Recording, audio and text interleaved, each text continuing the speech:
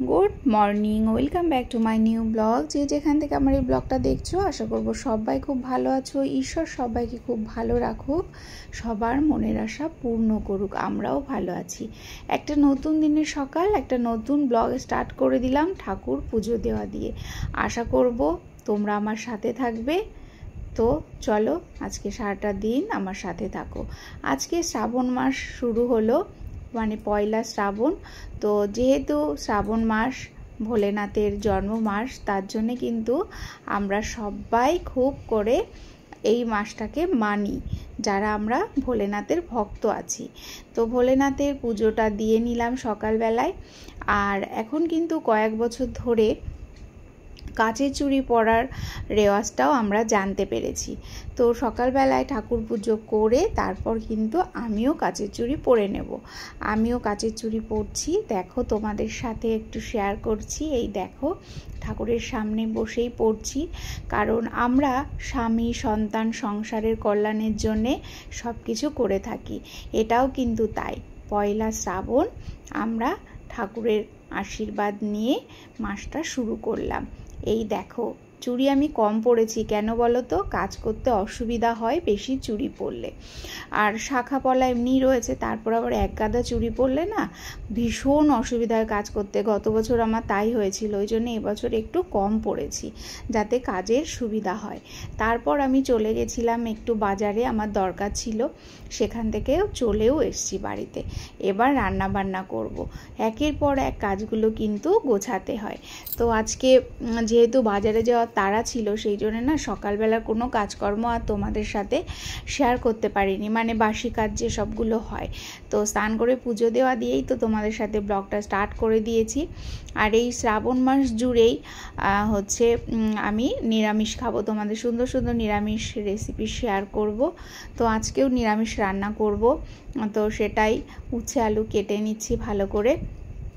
ঠাকুরের আশীর্বাদে মানে আশা আছে অনেক কিছু করার, দেখা যাক ভোলেনাথ কিভাবে সেই ইচ্ছেগুলো পূরণ করে। ভোলেনাথ যদি সাথে থাকে অবশ্যই পারবো, কারণ ঈশ্বরের শক্তি ছাড়া আমরা কখনোই কিন্তু, ঈশ্বরের আশীর্বাদ ছাড়াও কখনো কিছুই আমরা করতে পারবো না। তো সেই জন্য অবশ্যই ঈশ্বরের আশীর্বাদ আমাদের দরকার। তো সেটাই। তো তোমরা কে কে শ্রাবণ মাসের ব্রত পালন করবে সেটাও আমাকে কমেন্ট সেকশানে জানিও। এই দেখো উচ্ছে আলু ভাজাটা তো বসিয়ে দিয়েছি, একটু বেশি করে উচ্ছে দিয়েছি। তারপর ওপাশে প্রেসারের ডালটা একটু সেদ্ধ করে নিয়েছিলাম, মুগের ডাল রান্না করছি। ডালটাও রান্না হয়ে গেলে তারপরে করব আমড়ার চাটনি। আর বাজার থেকে এসে এত গরম লাগছে আর প্রচণ্ড খিদে পেয়ে গেছে। সকালবেলা আমি তেমন খাইনি, যার জন্য আমার এত খিদে পেয়েছে, মনে হচ্ছে রান্না থাকলে এখনই বসে যেতাম। তো রান্না করে যাওয়ার আর টাইম পাইনি, ভেবেছিলাম রান্নাটা করে রেখেই যাব, কিন্তু আর সময় পাইনি, যার জন্য এসে খুব তাড়াহুড়ো করে রান্নাটা করছি। তবে রান্না করতে আমার বেশি একটা সময় লাগে না বলে আমি অল্প টাইমের মধ্যে রান্নাগুলো করে নিতে পারলাম। আর রান্না তো খুব সিম্পল, এই আমরা চাটনিতেও বেশি টাইম লাগে না, উচ্ছে আলু ভাজাতেও না। ডালটা তো আমি প্রেসারে সিটি দিয়ে নিয়েছি, যার জন্যে কিন্তু আমার রান্না করতে বেশি সময় লাগছে না। এদিকে সোনাও চলে এসছে এক্সাম দিয়ে, তো ভীষণ খারাপ লাগছে, ছোটো মানুষ, ও খাবে। তো এই দেখো আমি কিন্তু রান্নাবান্না প্রায় শেষ করে ফেলেছি। তো এখনই খেতে বসে যাব, রান্নাটা করেই খেতে বসে যাব, কারণ এত খিদে পেয়েছে, মনে হচ্ছে যেন শুধু ডাল দিয়েই খেয়ে নিই। তো না, নিরামিষ শুধু ডাল দিয়ে তো খাওয়া যাবে না। তো সেই জন্যে, আর এই চাটনি দিয়ে ভাত খেতে না আমার এত ভালো লাগে, যে কোনো চাটনি টক এসব দিয়ে আমার ভাত খেতে ভীষণ ভালো লাগে শেষ পাতে।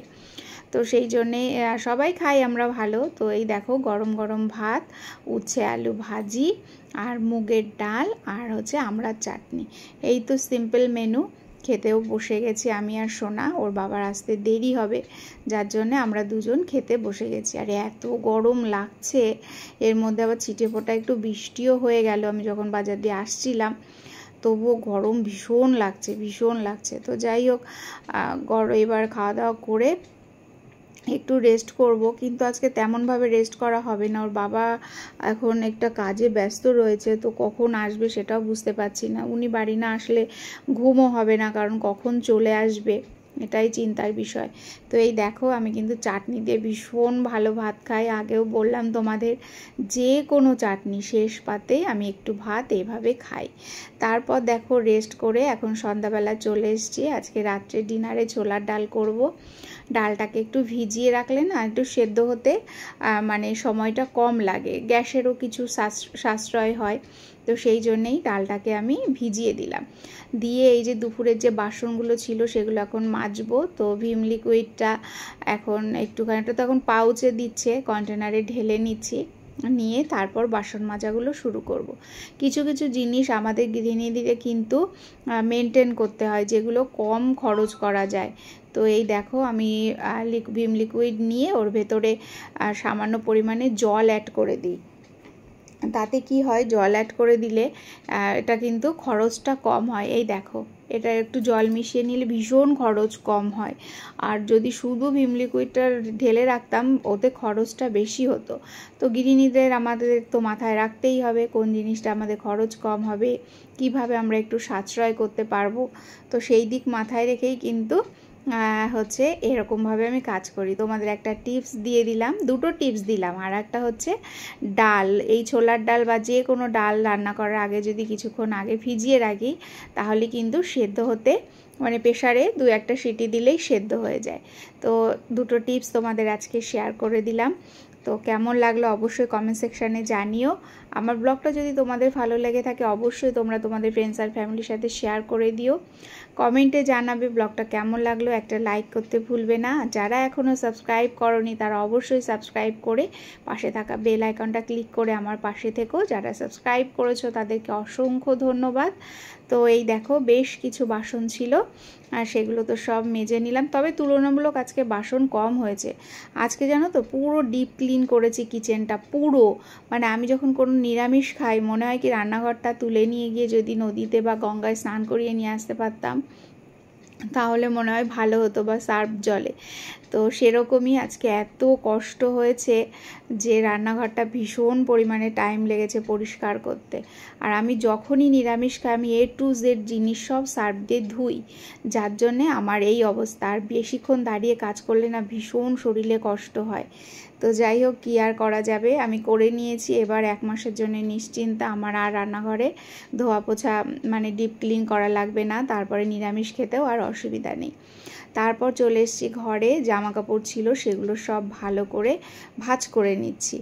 তো এইগুলো হয়ে গেলে তারপর আবার আমার অন্যান্য কাজ করতে হবে। গৃহিণীদের তো আর ছুটি নেই, বসে থাকলেও চলে না।